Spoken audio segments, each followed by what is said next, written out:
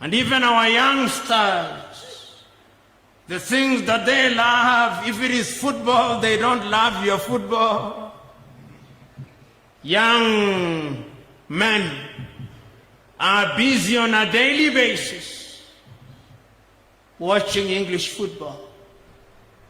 Manchester United, Arsenal, Chelsea. And if they move away from England, they go to Paris Saint-Germain. If they move a little, they go to Spain, Real Madrid, Barcelona. And if they move away, they go to Italy, Roma. Oh, Africa. You'll never hear a young football enthusiast in Lesotho talking about Kaizer Chiefs or Orlando Pirates or Mufulira Wanderers or St. George's in Ethiopia. Our minds are captured. And that is why those leaders that you are talking about are relevant today.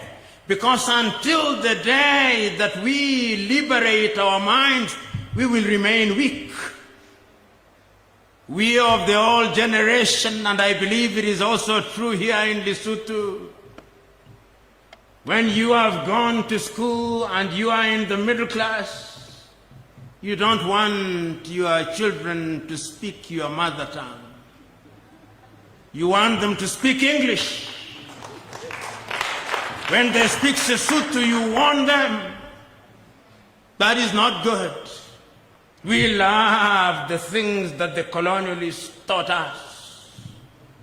If you go to the former French colonies, they want them to speak French. If you go to the former Portuguese colonies, you want them to speak Portuguese. And we do not stop there.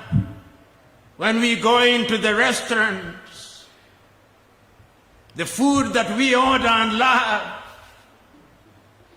is English, French, complete by describing potato chips as French fries, even when they are grown here in Lesotho.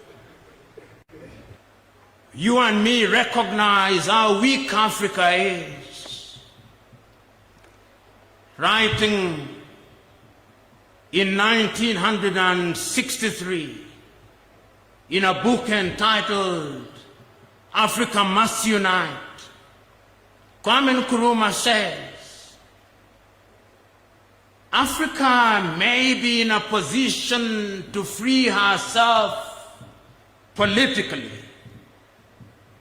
She may even be in a position to free herself economically. But my fear is the psychosocial impact of colonization. The European has succeeded in demonstrating and in telling the African that he is inferior. And somehow the Africa still believes that he is inferior. He said that that will take a little longer to eliminate.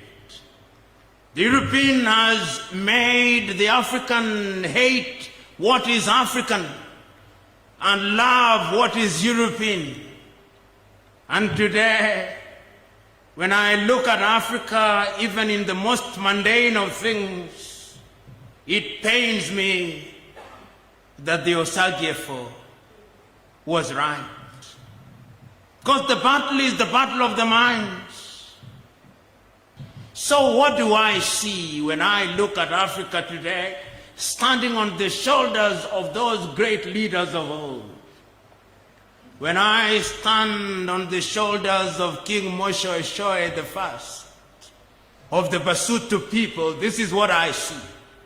I see an Africa where people are proud of their culture, because that is what he fought for. I see a people who are proud of being the Basotho, but also proud of being Africans. I see a people who are proud and dignified.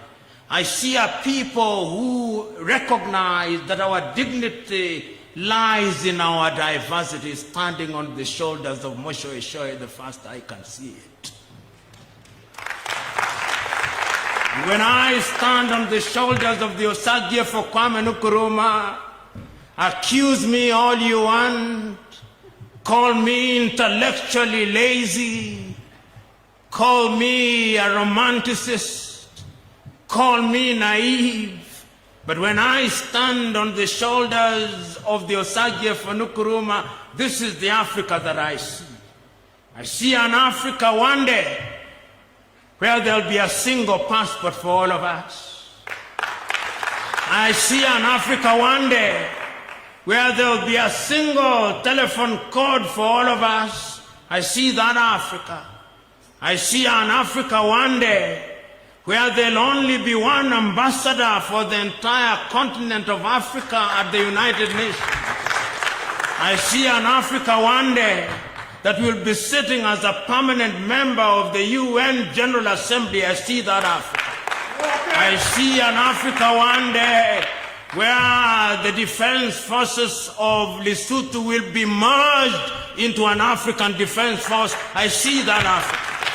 I see an Africa one day where the Maloti will be dead. I see an Africa where the Rand will be dead, the shilling will be dead, the Kwanza will be dead, the Kwacha will be dead, the Birr will be dead, all these useless currencies will be dead, and there'll only be one currency, the Afro, or whatever name we choose to give it. I see an Africa one day where we will not be walking around the world with bowls in our hands, begging for vaccines. I see an Africa where when we go into the classrooms, our children will not be taught the parts of a tree, but they'll be taught the value of a tree. And we shall make our own medicine. I see that Africa. That Africa I see when I stand on the shoulders of the Osagie for Kwame Nkrumah. I see an Africa as I stand on the shoulders of Thomas Sankara, an Africa where we will define ourselves, an Africa where we will reclaim the thing that had been taken out of us, so that like Thomas Sankara came and renamed Upper Volta into Burkina Faso, I see an Africa one day where Livingstone in Zambia will no longer be Livingstone. It shall have an African name. I see an Africa where there'll be no Blantyre. I see an Africa where there'll be no Victoria Falls. We shall call it Musio Tunya Falls. I see that Africa. I see an Africa where all these colonial names will disappear.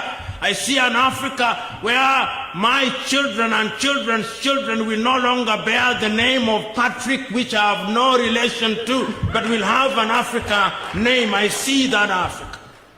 And when I stand on the shoulders of Muammar al-Gaddafi, I see an Africa where we will have unity in diversity, where the color of our skin will not be the determinant factor, but our fidelity to the continent of Africa. I see that Africa. And when I stand on the shoulders of John Joseph Pombe Magufuli, I see an Africa that will utilize our own resources, so that when she is dealing with the Chinese, when she's dealing with the Europeans and the Americans and the Indians, she will be dealing with them on the basis of equality. An Africa that will sit at the dinner table of civilization, not under the table where she is eating crumbs. I look at that Africa and I see it when I stand on the shoulders of John Joseph Pombe Magufuli. And I could stand on many other shoulders. I could stand on the shoulder of Patrice Emery Lumumba and say that I'll see an Africa where history is written by us in the same manner that Kennedy Selassie has now written here today, and we are celebrating. I can also stand on the shoulders of Mwalimu Kambarage Nyerere and on the shoulders of Samora Moises Machel and say with Samora, a luta continua, victoria est.